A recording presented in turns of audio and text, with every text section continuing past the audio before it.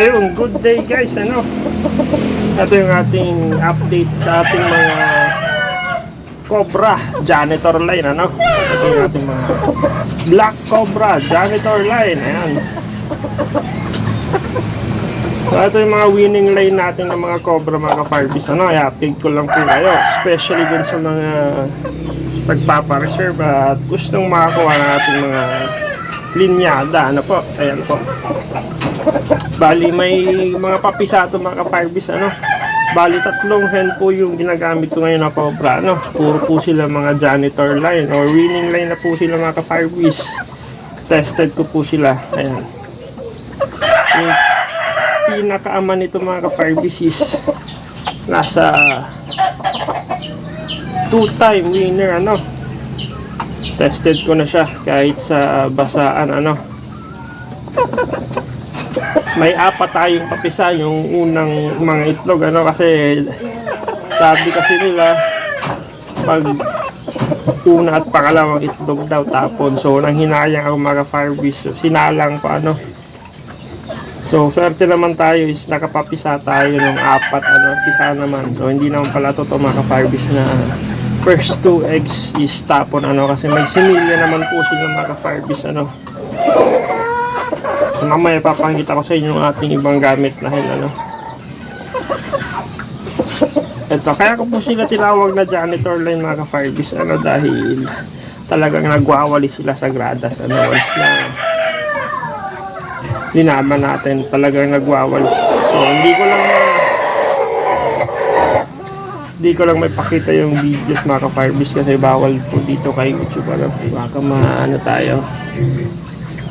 O gusto makita yung video ng ating broadcast is pwede nyo akong i-PM sa aking account, ano, personal account, mga ka-Firebeast, Aldrin Anyan Nuevo, mga ka-Firebeast. PM nyo ako, mga ka-Firebeast, at iwapakita natin sa inyo yung kanyang laban, ano. Yung isa, mga ka-Firebeast, is mga black skin, ano. Yung tatlo pala, yung tatlo, ito lang yung normal skin, mga ka-Firebeast, na ating Cobra. Yung pinaka baseline nito, mga ka-Firebeast, is Peruvian, ano, bali 50% Peruvian pinaka baseline nito, kaya talagang angat na angat, plus taas baba yung laro, ano, taas baba.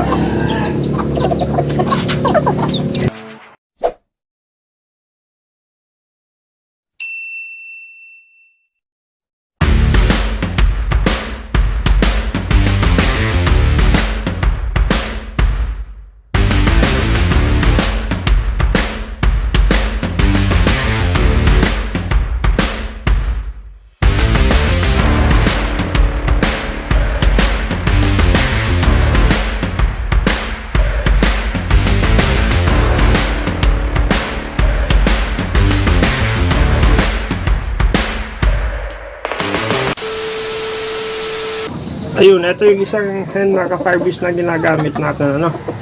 Bali yung pinaka baseline ito, mga ka-Firebeast, is Peruvian Bolo, ano. Yung ating 1-time winner na Peruvian Bolo, ano, or tokong sa mga American Fall, ano. Sa Peruvian terms kasi is Bolo, ano, yung walang buntot.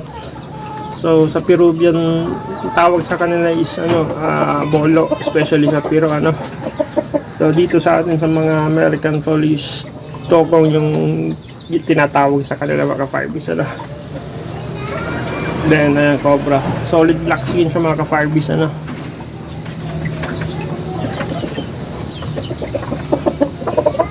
Tapos yung ilang ito, mga ka-Firebeast, is kapatid ng ating 2-time winner, ano. Tapos yung ama niya is 1-time winner, so winning line, mga ka-Firebeast, ano. Solid black feather, mga ka-Firebeast, ano. May mga papisato, mga ka-Firebeast, so PM nyo lang po ako yung gustong kumuha or magpa-reserve, ano. Madami na pong nagpapa-reserve, mga ka-Firebeast. Ayan. P-comb. Mahirap magpalabas ng bolo or tokong, mga ka-Firebeast, ano. So ito lang yung napapisahan natin.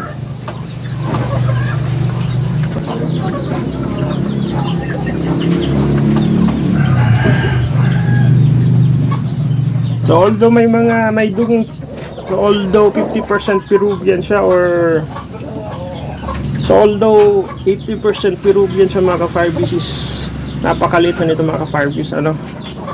Ayan, solid na solid, pang American size na siya mga ka-firebees, ano. Especially yung magiging anak nila, wala ka po problemahin sa size nila mga ka-firebees, ano.